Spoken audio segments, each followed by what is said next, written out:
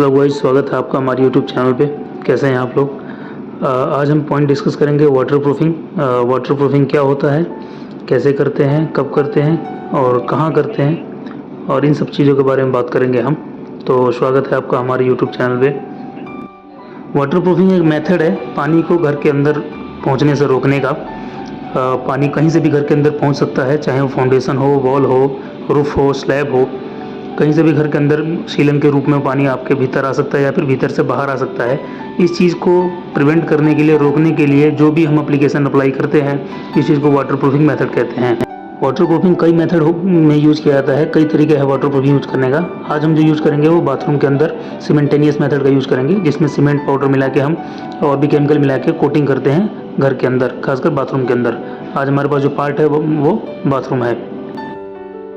अगर मैं water proofing के स्टेप को बताऊं तो सबसे पहला स्टेप होता है क्लीनिंग, फिर रिपेयरिंग होती है, फिर फर्स्ट कोटिंग, फिर सेकंड कोटिंग, फिर प्रोटेक्शन प्लास्टर, उसके बाद वाटर टेस्टिंग। ये 5-6 पॉइंट्स हैं इसके, जिसके बेस पे हमें काम करना होता है। तो सबसे पहले हम करते हैं क्लीनिंग। क्लीनिंग हम सारे एरिया में जो भी लूज़ मटेरियल है, लूज़ पार्टिकल्स है, उसको ठीक से रगड़ के साफ़ करते हैं पूरी तरीके से। जहाँ भी लूज़ पार्ट, सीमेंट और सैंड पड़े होते हैं, अच्छे से सफाई करते हैं, जिसमें हम वायर ब्रश का यूज़ करते हैं। वायर ब्रश से रगड़ रगड़ के सफाई कर देते हैं। उसके बाद हर एक जॉइंट पे रिपेयर करते हैं। जहाँ भी आरसीसी ब्रिकवर्क की जॉइंट्स होती है, उनको छील के, अगर अपसेट है ज़्यादा तो उसको छील के रिपेयर करते हैं। हम उसी केमिकल के साथ रिपेयर करते हैं, मसाले के साथ 1:4 की रेशियो में मसाला बनाते हैं, उसके साथ रिपेयर कर देते हैं जहाँ भी हमको रिपेयरिंग पार्ट दिखता है। जैसे आपने देख रहे हैं यहाँ पे हमने पूरे जॉइंट्स को बेसिकली तरीके से रिपेयर कर दिया है। रिपेयरिंग और क्लीनिंग करते समय हमें ध्यान रखना चाहिए कि कोई भी पार्ट छूट ना जाए, खासकर एक बाइंडिंग वायर भी ना छूट जाए, नहीं तो वो लीकेज का कारण बन जाता है। रिपेयरिंग के बाद हमारी बारी आती है फर्स्ट कोटिंग की। फर्स्ट कोटिंग के लिए हम केमिकल मिलाते हैं। जो आज हम केमिकल यूज़ कर रहे हैं वो मपाई कंपनी का केमिकल है। वैसे कई सारी कंपनियों के केमिकल आते हैं, डॉक्टर फिक्सिट है, फॉसरोक है, टैपक्रिट है, कई सारी कंपनियों के उनके लगभग सेम ही एप्लीकेशन मेथड होते हैं। तो आज मैं जो एक्सप्लेन कर रहा हूँ मपाई का कंपनी का है, जिसमें हम केमिकल यूज़ कर रहे हैं प्लानिसिल 288 और प्लानिसिल 288 पाउडर। इसमें हम प्लानिसिल 288 लिक्विड जो हमने लिया है 5 लीटर के डब्बे में आता है, और प्लानिसिल 288 जो हमने पाउडर फॉर्म लिया है, सीमेंटेनियस पार्ट लिया है, वो 20 किलो के बैग में आता है। 5 लीटर में 20 किलो हम बैग मिला देंगे, तो ये हो जाएगा 4:1 का रेशियो हो जाएगा। इसको मिलाने के बाद हम बढ़िया से स्टिर करेंगे, मशीन के साथ मैकेनिकली स्टिर करेंगे, बढ़िया से मिक्स करेंगे प्रॉपर तरीके से। हमारा एक एडेसिव कोटिंग मटेरियल तैयार हो जाएगा। ये जो आप कॉर्नर पे एक स्लोप रिपेयरिंग देख रहे हैं, इसको हम इस लैंग्वेज में गोला कहते हैं। देसी लैंग्वेज में गोला बनाते हैं। जो भी जॉइंट्स होते हैं वर्टिकल्स और हॉरिजॉन्टल प्लेन की, उस कोनों पे हम ऐसे एक स्लोप के तरीके से उनको रिपेयर कर देते हैं, इसको गोला कहते हैं हम। वो बना लिया हमने रिपेयर के टाइम पे। अब आती है बारी फर्स्ट कोटिंग की। यहाँ पे हम first coating after cleaning first coating apply करेंगे तरीके से। हमने यहाँ पे दीवारों पे 2 फीट एक्स्ट्रा हमने ऊपर तक लिया हुआ है। आप देख सकते हैं जितने भी यहाँ पे प्लम्बिंग पाइप्स हैं उन पे हमने एक खुर्रे जैसा बना रखा है कवर करने के लिए, और फर्स्ट कोटिंग हम अप्लाई कर रहे हैं यहाँ पे ब्रश के साथ। कोटिंग करते टाइम आपको ध्यान रखना चाहिए कि कोई भी पार्ट छूट ना जाए या फिर कोई भी पार्ट रह ना जाए। अगर कोई पार्ट आपको डाउट में है कि वहाँ रह जाता है तो दोबारा वहाँ कोटिंग कर लेना चाहिए। जो भी केमिकल हमने तैयार किया था, मिक्स किया था, उसको 60 मिनट के अंदर अंदर हमें ख़त्म करना होता है। 60 मिनट के अंदर अंदर ही कोटिंग हमारी ख़त्म कर लेनी चाहिए। फर्स्ट कोट होने के बाद हम यहाँ प्रोवाइड कर रहे हैं एक फाइबर मैश।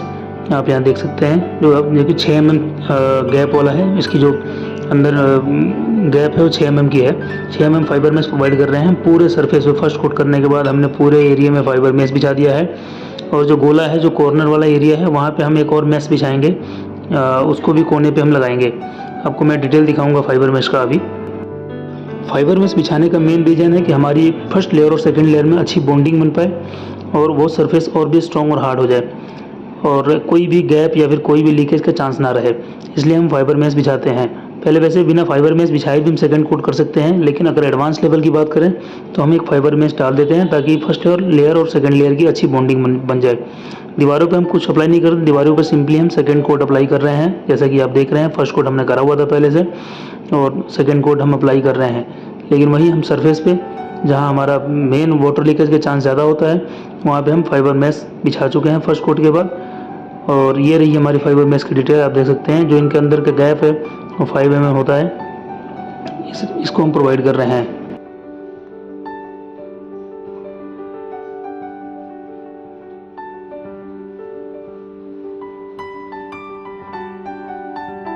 यहाँ आप देख रहे हैं गोले पे हम एक अलग तरह से मैश भी डाल रहे हैं, जो बेसिकली मैश नहीं है लेकिन एक ऐसा मटेरियल है जो कि इस केमिकल के साथ घुल जाएगा, मिल जाएगा और बिल्कुल स्ट्रॉन्ग सरफेस बनाएगा, जो कि इसकी स्ट्रेंथ और बेहतर बना देगा, कोई भी चांस नहीं रहेगा लीकेज का। तो ये गोले पे हम एक्स्ट्रा अलग सा एक मटेरियल डाल रहे हैं।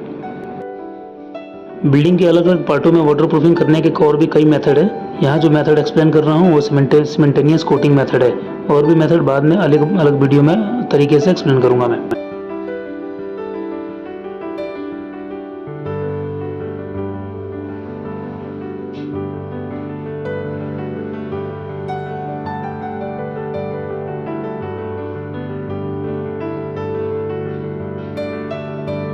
फर्स्ट कोट और सेकंड कोट के बीच में कम से कम 5 से 6 घंटे का टाइम होना चाहिए, ताकि उसको सूखने का प्रॉपर टाइम मिल जाए। चारों तरफ फाइबर मेश बिछाने के बाद और गोले पे भी फाइबर मेश लगाने के बाद हम करते हैं सेकंड कोट।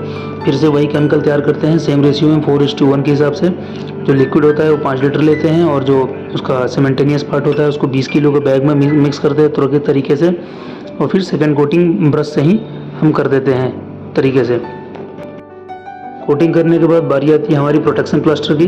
प्रोटेक्शन प्लास्टर में हम जो यूज करते हैं सीमेंट और सैंड का रेशियो वो भी 4:1 होता है। 4 सैंड होते हैं और 1:1 सीमेंट होता है। उसमें हम केमिकल डालते हैं, इसका ही प्लेनिसिल का केमिकल आता है SBR भी मिलाते हैं हम 0.75 ml। जैसे आप यहाँ देख रहे हैं हमारा प्रोटेक्शन प्लास्टर भी कंप्लीट हो चुका है। अब इसको हम 12 से 14 घंटे छोड़ेंगे सूखने के लिए। सूखने के बाद हम इसमें डालेंगे पानी, भरेंगे पानी एक प्रॉपर लेयर तक भरेंगे। प्रॉपर लेयर तक भरने के बाद टाइमिंग नोट करेंगे और उसका लेवल नोट करेंगे, किस लेवल तक हमने पानी भरा था, कितने बजे पानी भरा था। बड़ा ही इंपॉर्टेंट है, वाटर टेस्टिंग है। फिर पानी भरने के बाद हम 24 घंटे तक इसको छोड़ देंगे। जिस टाइम को भरा था हमने उसी टाइम को नेक्स्ट डे आके हम फिर वाटर लेवल चेक करेंगे। इसको 2-3 तरीक़ों से हम चेक कर सकते हैं। एक तो जो हमने लेवल लगाया होगा, वाटर मार्क किया होगा कहाँ तक पानी था, उस मार्क को चेक करेंगे आगे कि पानी हमारा डाउन तो नहीं हुआ है, डाउन भी हुआ है तो कितना डाउन हुआ है।